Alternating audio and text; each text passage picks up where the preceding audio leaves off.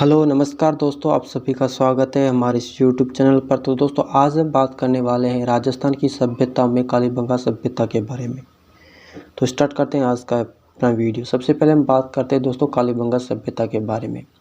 दोस्तों कालीबंगा सभ्यता आपकी एक ताम्रयुगीन सभ्यता है और ये राजस्थान के आपके हनुमानगढ़ जिले में स्थित है।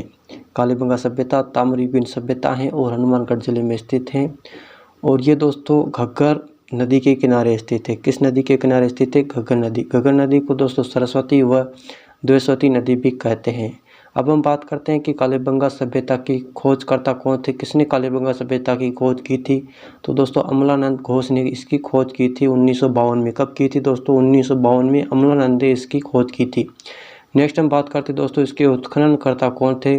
तो दोस्तों इसके उत्खननकर्ता बीबी लाल और बी के थापर थे, जिन्होंने 1961 से 1969 तक 8 साल के मध्य कालीबंगा सभ्यता का उत्खनन कार्य किया था। नेक्स्ट हम बात करते हैं दोस्तों कालीबंगा सभ्यता का अर्थ क्या होता है। तो दोस्तों कालीबंगा सभ्यता दो शब्दों से मिलकर बना है, काली प्लस बंगा। काली से काली और बंगा का अर्थ होता है दोस्तों चूड़ी। बंगा का क्या अर्थ होता है? चूड़ी। इसलिए दोस्तों कालीबंगा का शाब्दिक अर्थ बन गया है काली चूड़िया। क्या अर्थ बन गया है? काली चूड़िया कालीबंगा का अर्थ है। ये दोस्तों मोस्ट इंपोर्टेंट है, एग्जाम में पूछा जाता है कि कालीबंगा का शाब्दिक अर्थ क्या होता है। नेक्स्ट हम बात करते हैं दोस्तों कालीबंगा से संबंधित इसका समय काल क्या रहा है कालीबंगा का। तो दोस्तों 2350 से 1750 ईसा पूर्व, 2350 से 1750 ईसा पूर्व का समय काल माना जाता है कालीबंगा सभ्यता का। नेक्स्ट हम बात करते हैं कालीबंगा सभ्यता के बारे में। तो दोस्तों डॉक्टर दशरथ शर्मा के अनुसार कालीबंगा सभ्यता सिंधु घाटी सभ्यता की तीसरी राजधानी मानी जाती है। किसके अनुसार? डॉक्टर दशरथ शर्मा के अनुसार कालीबंगा सिंधु घाटी सभ्यता की तीसरी राजधानी है। नेक्स्ट हम बात करते हैं दोस्तों मकानों के निर्माण के लिए कच्ची ईंटों का प्रयोग ही ये बताता है कि कालीबंगा को दीनहीन की बस्ती कहा जाता है। कालीबंगा को दीनहीन की बस्ती कहा जाता है क्योंकि इसके मकानों में कच्ची ईंटों का प्रयोग हुआ था। कच्ची ईंटों के प्रयोग के कारण कालीबंगा को दीनहीन की बस्ती कहा जाता है। नेक्स्ट हम बात करते हैं दोस्तों कि कालीबंगा के मकानों में दरारें हैं और दरारों से ये पता चलता है कि यहाँ पर भूकंप के भी अवशेष प्राप्त होंगे या परिणाम मिले हैं। भूकंप के भी प्रमाण मिले हैं कालीबंगा सभ्यता से। एकमात्र सभ्यता है जहाँ से भूकंप के भी अवशेष मिले हैं। वो कौन सी सभ्यता है? तो कालीबंगा सभ्यता है। नेक्स्ट हम बात करते हैं दोस्तों कालीबंगा के बारे में। तो दोस्तों यहाँ से आपके जुते हुए खेत मिले। क्या मिले हैं? जुते हुए खेत मिले हैं कालीबंगा सभ्यता से।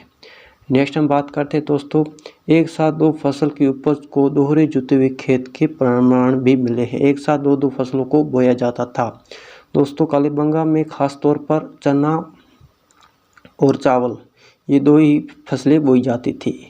नेक्स्ट हम बात करते हैं दोस्तों कालीबंगा सभ्यता के बारे में। यहाँ पर कपास के भी साक्ष्य मिले हैं कालीबंगा में। वो भी सर्वप्रथम साक्ष्य कहाँ से मिले कपास के? वो कालीबंगा से मिले हैं। नेक्स्ट हम बात करते हैं कालीबंगा सभ्यता। ये एक नगरीय सभ्यता थी जहाँ पर एक नगर पूरा विद्यमान था, नगरीय सभ्यता थी। नेक्स्ट हम बात करें कालीबंगा सभ्यता के बारे में। यहाँ पर दोहरे परकोटे के भी प्रमाण मिले हैं। दोहरे परकोटे के भी प्रमाण मिले हैं। दोस्तों नगर के चारों तरफ ईंटों से दोहरे परकोटे भी बनाए जाते थे सुरक्षा के लिए कालीबंगा सभ्यता में। और जो ये परकोटे बनाए जाते थे वो ईंटों से बने जाते थे और वहाँ पर ईंटों का अनुपात जो वहाँ की ईंट का नाप था दोस्तों वो 4:2:1 का था। 4:2:1 का था। नेक्स्ट हम बात करते हैं कालीबंगा सभ्यता की। तो यहाँ पर दोहरे परकोटे की सभ्यता कहा जाता है। दोहरे परकोटे का प्रमाण मिला तो इसे दोहरे परकोटे की सभ्यता कहा गया होगा दोस्तों। नेक्स्ट हम बात करते हैं तो दोस्तों सड़कों को पक्का बनाने की पद्धति का प्रचार कालीबंगा से हुआ है। दोस्तों सबसे पहले सड़कों को पक्का बनाने की पद्धति का प्रचार कहाँ से हुआ है? कालीबंगा सभ्यता से हुआ है। नेक्स्ट हम बात करें दोस्तों सड़कों की। तो यहाँ पर सड़कें होती थी वो 5 मीटर से 7.2 मीटर तक चौड़ी हुआ करती थी। कितनी चौड़ी हुआ करती थी दोस्तों? 5 मीटर से 7.2 मीटर तक चौड़ी हुआ करती थी। और दोस्तों ये सड़कें एक दूसरे को समकोण पर काटा करती थी। किस पर काटा करती थी? एक दूसरे को समकोण पर काटा करती थी। अब नेक्स्ट बात करते हैं दोस्तों कालीबंगा की सभ्यता के बारे में।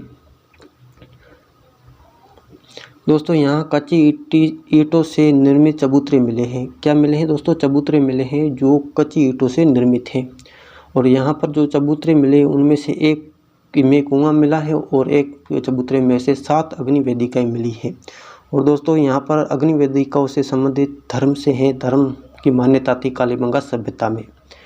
नेक्स्ट हम बात करते हैं दोस्तों कालीबंगा में प्रमुख पशुओं के बारे में बात करें तो यहाँ पर गाय, बैल, भैंस, बकरी, कुत्ता, ऊँट और सूअर आदि यहाँ के प्रमुख पशु थे। उनमें से दोस्तों जो एक कुत्ता है ये इनका पालतू पशु था। नेक्स्ट हम बात करते हैं कालीबंगा सभ्यता में। कालीबंगा सभ्यता में हम दाह संस्कार के बारे में बात करें तो दोस्तों यहाँ पर कालीबंगा के दुर्ग से लगभग 300 मीटर दूर उत्तर पश्चिम में और कालीबंगा की बस्ती से दक्षिण में एक कब्रिस्तान मिला है दोस्तों। दाह संस्कार में कालीबंगा दुर्ग से दोस्तों 300 मीटर दूर उत्तर पश्चिम में और उनकी जो बस्ती थी कालीबंगा बस्ती उससे दक्षिण में एक कब्रिस्तान मिला है और उस कब्रिस्तान से दोस्तों 7 विसर्जन शव विसर्जन के उदाहरण मिले हैं। 37 विसर्जन शव विसर्जन के उदाहरण मिले हैं। 37 वहाँ से कब्रें मिली हैं उस कब्रिस्तान से। नेक्स्ट हम बात करते हैं कालीबंगा सभ्यता की लिपि कौन सी थी, किस लिपि के नाम से जाना जाता था।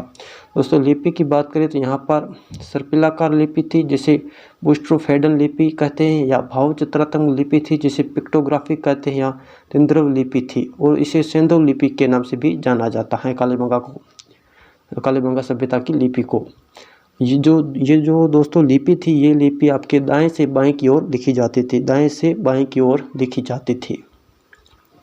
अभी तक इस लिपि को पढ़ा नहीं गया है दोस्तों। ये सी सर्पिलकार लिपि है, एक अक्षर के ऊपर दूसरा अक्षर लिखा जाता था, इस कारण से इसे अभी तक पढ़ा नहीं गया है।